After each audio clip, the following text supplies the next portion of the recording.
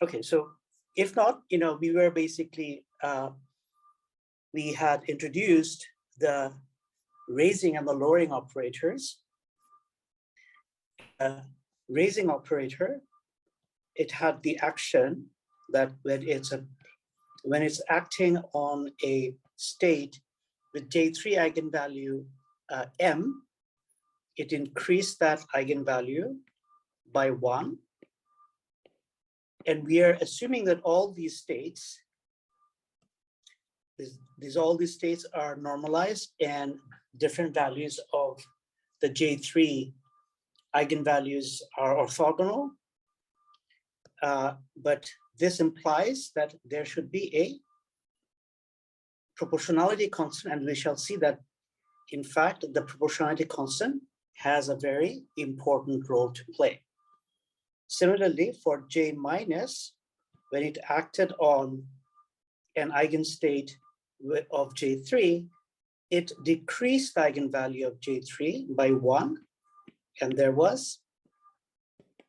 we introduced a different set of proportionality constant that we label D. And in principle, it was different from C, but we found, by doing a bit of clever manipulation, by taking inner product of these equations, that we found that they are actually not different, that they are related by complex conjugation in this fashion. Okay, so we only have to deal with one set of these operators. So that's where we ended. So that means that we can write J minus acting on lambda m to be C star m minus 1.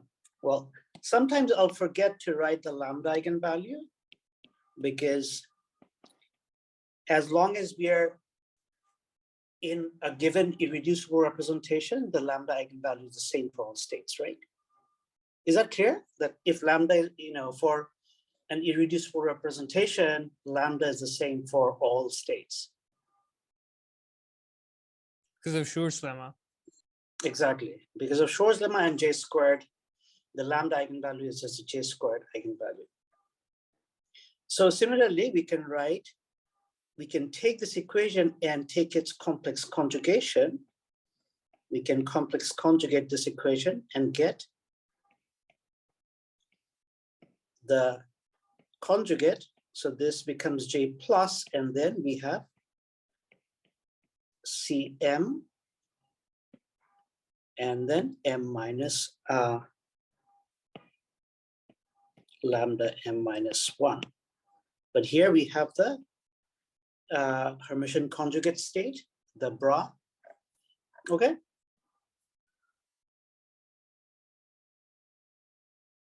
Now, one of the things we assume that we are constructing,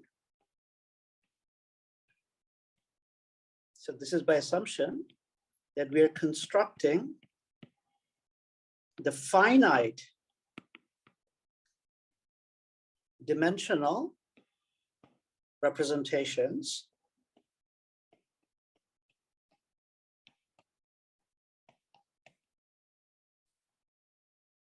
of SU2. Okay. So what does this mean? This means that, the J3 eigenvalue,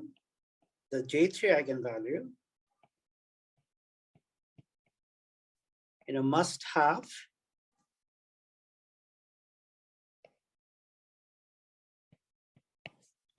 have a maximum, okay? And let's call that maximum, say, J prime, and a minimum, okay?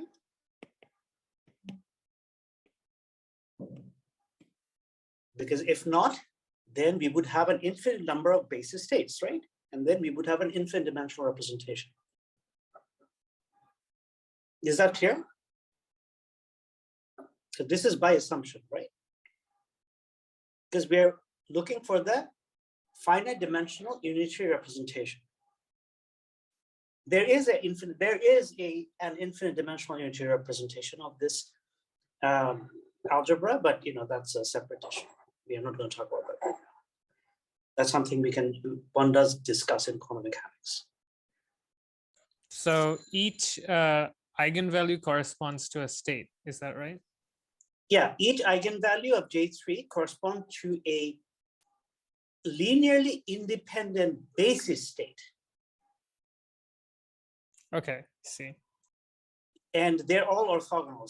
Remember that in the last lecture, we talked about how given a set of mutually commuting Hermitian operators, we can find simultaneous eigenvectors, and those simultaneous eigenvectors can be normalized and can be chosen to be orthogonal so that they provide us with a complete basis for the vector space we are working with. Okay. So these vector spaces are, the vector spaces that these operators are acting on are finite dimensional, and any vector in that vector space psi will be given by some, linear combination of these vectors, right? So we are dealing with these vectors, the basis vectors. More generally, I can write them that I, J, the inner product of I and J gives you this, okay? And this is essentially this equation, but I'm fixing lambda prime to be lambda because I'm in a given irreducible representation so that I can set this guy to be 1. Okay, Saif, is that clear? Yeah, that makes sense. Okay, good. All right, so now we use the fact that there is a maximum value of M. Okay, let me call the maximum value of M, not J prime, but J. Okay, let's call it J. And the minimum value of M, J prime, right? So what does this mean? This means that if I were to apply J plus on that highest weight state, so this is known as the highest weight state, what would I get? You should get it back, I guess, because you can't go higher. If you got it back, then that would not be consistent with the commutation relationship that J plus has with J3. Remember that J3, J plus is equal to J plus. So if I got it back, if I got the same state, yes, in some sense you're right, I should get it back, but what should be the constant of proportion? I actually would get, yeah, so. You would get 0? Yes, exactly. You get 0, right? That's the only way to be consistent with the fact that we have a finite dimensional vector space and this equation. Okay? Yeah, makes sense. Okay. And then if I apply J minus on the lowest weight state, which is where M is J prime, then I would get 0 as well. Okay? So this sort of representation theory is known as the highest weight, this is called the highest weight, okay? And mathematicians work with the lowest weights sometimes. So mathematicians like to work with the lowest, like mathematicians and physicists can never agree on the sign, so yeah. All right, good. So now, we really haven't used the third equation of early algebra, which was the commutator of J plus and J minus. It is time for us to bring this out now, okay? So how do we bring this? How do we use this? So, we know that if we were to use, say, if we were to take the highest weight state and apply J minus on it, and so if I want to have this thing non-zero, right? So what should I put here?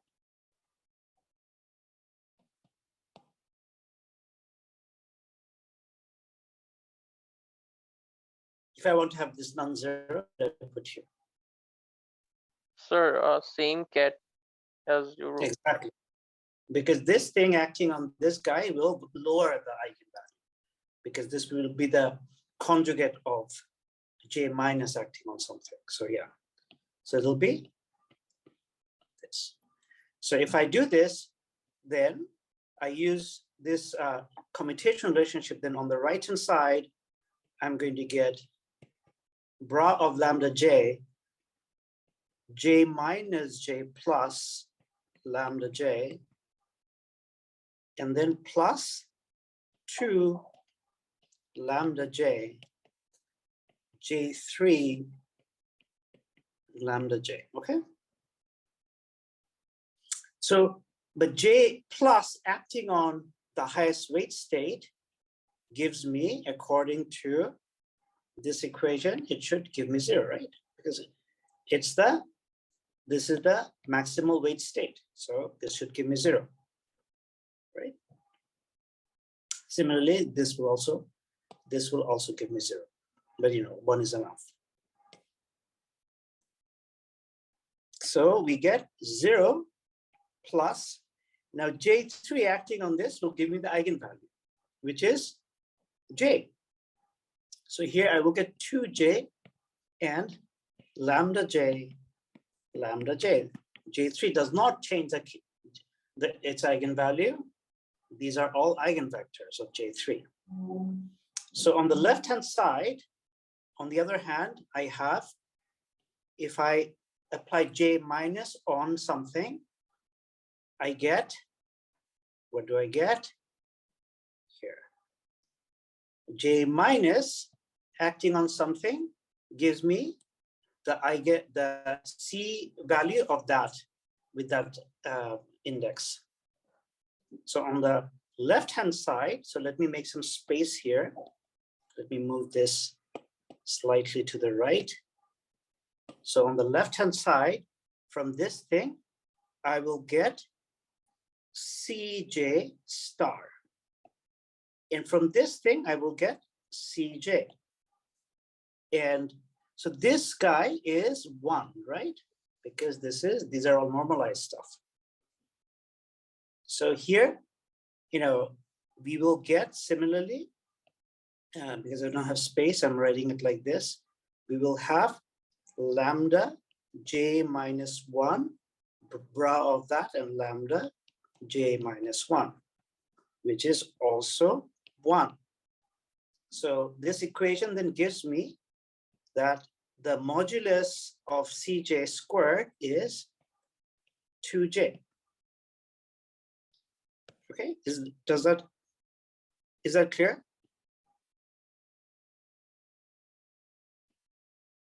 Yes. So we have found one of the constants. That is very exciting.